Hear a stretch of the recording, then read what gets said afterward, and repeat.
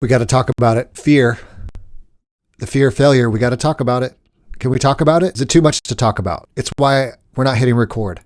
It's why we're not writing that book. It's why we're not starting that business, that nonprofit, why we're not having that hard conversation. It's the fear of failure. It's the fear of looking stupid. This is Ryan here from The Art of Paying Attention. I'm learning how to pay attention and sharing what I find. So glad you're here. But I have to talk about fear. I have to talk about fear because I'm a 45-year-old man talking into a camera who feels very uncomfortable talking into a camera. It's because of fear. It's a fear of failure. It's a fear of looking dumb. It's a fear of what will my friends or my family think about this middle-aged man talking into a camera. It's why I haven't done it. It's why I've resisted. It's why I'm here, because I'm 45 and we don't need to live in fear. Everybody has fear, but we have to learn how to dance with the fear. So let me tell you a little bit about my story. So I started some things, done some things, made some things. Many, many years ago, I started a nonprofit in my late 20s, early 30s, no money, just a dream, just some faith that we could start this thing, move to a different city. In that journey, there was this fear of failure. What if it doesn't work? What if I can't provide for my family? What if people don't show up? What if I don't find the right leaders? What if the money runs out? What if I'm seen as incompetent? And I remember having this moment in sitting in our living room talking about the vision of this nonprofit and what we wanted to do and how we wanted to impact a city and impact lives and communities and help people. And one guy said, "We're taking a big leap of faith to trust you because we don't even know you." And I remember just being overcome with fear. Like, yeah, I'm a scam. What if they find out I'm not as incompetent as I think I am? What if they find out I'm not as good a leader as I thought I would? The fear of failure. And it overwhelmed me. But I had to learn how to dance with the fear. We all have to learn how to dance with the fear. So let me tell you another story. So in 2016, I decided to start this podcast. Back when the cool kids were doing podcasts, when it was new and it was fresh and it's innovating. And I was going to do a writing podcast. Now, what did I know about writing? I'd written a couple little books, little indie books, and wrote a book for my church, wrote a bad novel. What was I going to talk about? But I just wanted to talk about my journey and talk about what I was learning and talking about writing and editing and marketing and publishing and failure and all that. But it held me back. I didn't want to do it because of the fear of failure, but I learned how to dance with the fear. And so I started this podcast almost 8 years ago now. People started showing up, and really prolific and famous and well-known authors started booking with me. And I got to talk to some of these people and continue to talk to many writers and creators and leaders. And I've since expanded the podcast, but it was all fear. It's fear of sounding dumb, saying, I'm not a writer, I'm not an author. I don't know what I have to offer them or what questions am I going to ask. But I realized it was part of my journey. It was part of it. It had nothing to do with what I knew. It was really about learning how to be curious. And I think if you're curious, you can go really far in life. I wanted to learn how to interview people well. I wanted to ask really good questions. I wanted to know more, not just their process, but I wanted to know about their lives, how they started and what was their influences. And so I'd say, for people that come on the podcast or I've interviewed over the years, is getting to the heart of things, getting to what lights you up. Why do you do this? What do you do when you fail? But fear of failure is a real thing. But I'm on here making YouTube videos. I don't know what I'm doing. I'm trying to figure out the tech. I'm trying to figure out microphones. I'm trying to figure out editing. It's not easy, but it's the fear of failure. It's the fear of wondering if somebody's going to see these and think I'm dumb or leave a bad comment.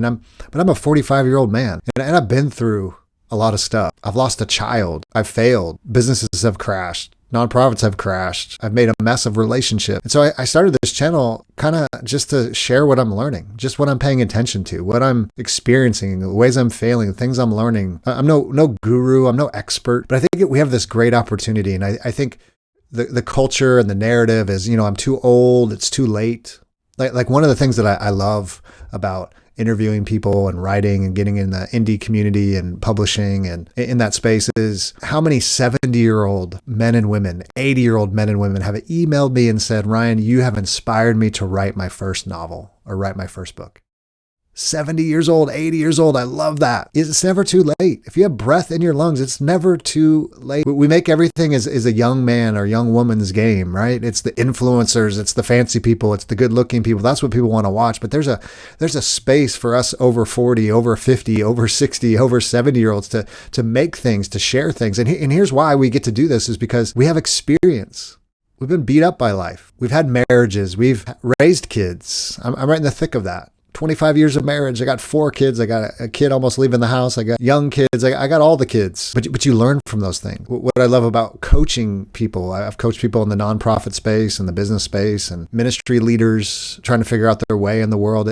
When I coach, what I find and when I direct people spiritually is there is this fear. There's this fear of not making a difference, a fear of life has passed me by, a fear of, this relationship that imploded, I can never recover from, or this fear of, this thing I started, it didn't work, and now I have to just, do something else. There's just this fear of failure that is so prevalent in us. And I think it's partly because we watch YouTube videos and we get online and we watch social media and we scroll social media and we see all these people and it seems like everybody's winning and everybody's successful. But remember, on social media, everybody's just sharing their best sides. Everybody's sharing their best stories. Everybody fails. Everybody makes mistakes. Everybody has to grind and figure it out, right? I love music. And what I love about reading about musicians and bands of the past is all of them failed for years and years and years and didn't get gigs and worked in smoky bars and got paid $50 a week until they finally made it. But that's part of it. So maybe you want to build a business around your YouTube channel. Maybe you want to build a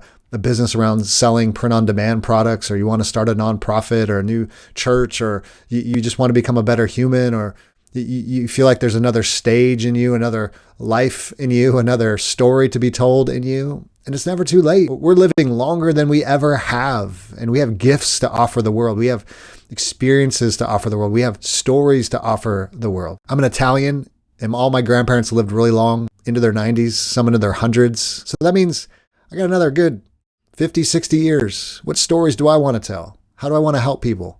How do I want to coach people? How do I want to inspire people? It's never too late. Don't buy into that narrative. Stay curious. I think that's the key in all of this, is this fear of failures. If you stay curious, because there's 2 ways you can stay curious. One is you stay curious about, okay, what went wrong? Why did that not work? Ask a lot of questions of the failures, because we've all failed in small ways and big ways. What can I learn from that? How can I do better the next time? But also just stay curious about life. Stay curious about people. Communities, read books, make good art, consume good things, have conversations, have interactions with people so you can stay curious about who are these people? How does this work, right? I think we've just lost curiosity in our culture, and that's why we're so quick to fight each other and divide, is because we're not curious about the other person sitting across from us. And why do they have those views? And why do they have those beliefs, right? We just kind of dismiss and we move on. So stay curious. It's a superpower. And pay attention. That's what I talk about a lot around here. Paying attention to our own souls, our own lives, our own failures, people around us, the culture, what's going on, the voices you're hearing, the narratives, the stories. Stay curious. Pay attention. Don't fear failure. Don't fear failure. Dance with it. Learn from it. I love what the ancient wisdom from the scriptures in Psalm 23 says. Even though I walk through the valley of the shadow of death, I will fear no. And I think that's a truth we all could hang on to. Thanks for stopping by. Thanks for watching these videos. Share it with your friends. There's a couple videos you could click on, do the like, do the subscribe, whatever the cool kids are saying these days, whatever, click on the stuff. There's all kinds of stuff to click on in the box down below. Do all that stuff. Yeah, do all that stuff. And I'll talk to you real soon. Go make some great art with your life.